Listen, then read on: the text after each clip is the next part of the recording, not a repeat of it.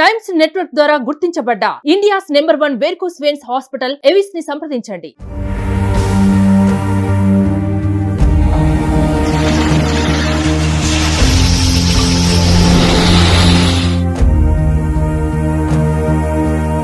హైదరాబాద్ శతాబ్దాల చరిత్రను తన ఒడిలో దాచుకున్న అద్భుతమైన నగరం.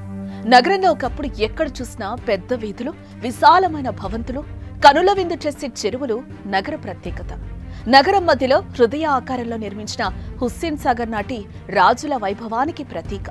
4000కు పైగా సరస్సులతో హైదరాబాద్ నగరం అంతర్జాతీయ ఖ్యాతిగాంచింది అంటే అర్థం చేసుకోవచ్చు. అయితే ఇది గత వైభవం. నాటి చెరువులు, సరస్సులు, కుంటలు నేడు కనుమరుగైపోయాయి.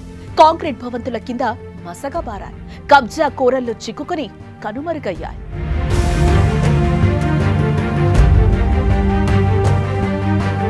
పచ్చని పంట పొలాలు, విశాలమైన రాజవీధులు, అందమైన భవంతులు ప్రస్తుతం కనుమరుగయ్యాయి.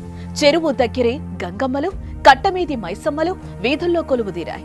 చెరువు గట్ల మీద జరపాల్సిన పండగలు కూడా నగరాల్లోనే జరుపుకునే పరిస్థితి ఏర్పడింది. చెరువు, కుంటల స్థలాలను చెరబట్టి కాసుల పంట పండించుకునే కబ్జాకోరులు తెలంగాణ నీటిపారుదల రంగాన్ని ధ్వంసం చేశారు. వేలాది చెరువులు, కుంటలు కాంక్రీట్ జంగల్లో కలిసిపోగా మిగిలిన చెరువులు గత వైభవానికి ప్రతీకగా సాక్ష్యం చెప్తున్నాయి.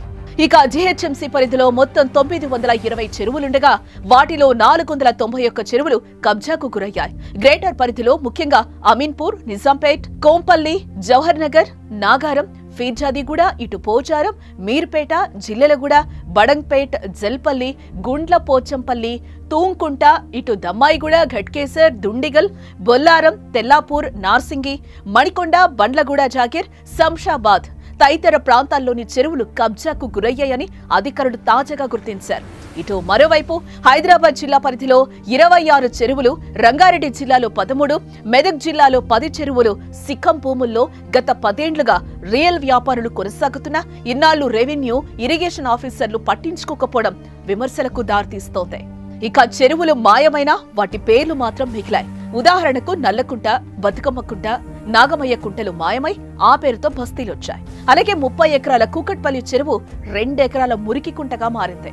8.15 ఎకరాల విస్తీర్ణంలోని ఖాజాకుంట చెరువు మురుగుకుంటగా అవతరించింది. ప్రగతి నగర్, అంబీర్ చెరువు సిక్కం భూమిలో భవనాలు వెలిశాయి. యూసఫ్ గూడ చిన్న చెరువు కృష్ణానగర్ గా మారిపోయింది.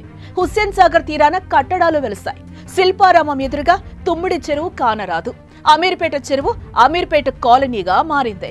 లంగర్ హౌస్ చెరువు బాగ్దాద్ నగర్, సజ్జాద్ నగర్ గా అవతరించాయి. అలాగే యశోద ఆసుపత్రి ఉన్న ప్రస్తుత స్థలంలో ఒకప్పుడు చెరువుల నీటితో వ్యవసాయం, ఇందిరా పార్కు పరిసరాల్లో పచ్చని పంట పొలాలు, బాగ్లింగంపల్లిలో పచ్చని పండ్ల తోటలున్నాయనేది చారిత్రక సత్యం.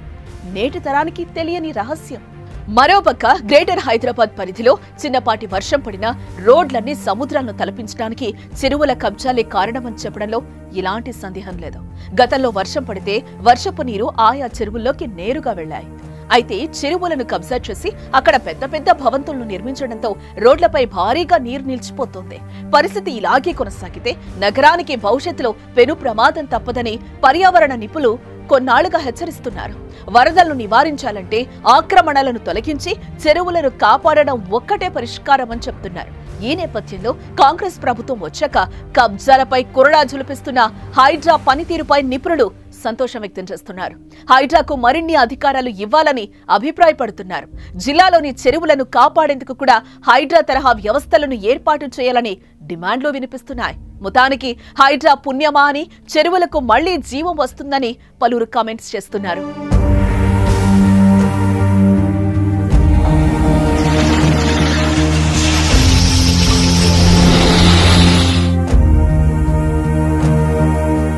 మీ బిజినెస్ ఏదైనా మీ ఊర్లో ప్రమోషన్ చేయాలంటే అది సుమన్ టీవీతోనే సాధ్యం. ఇప్పుడే సంప్రదించండి.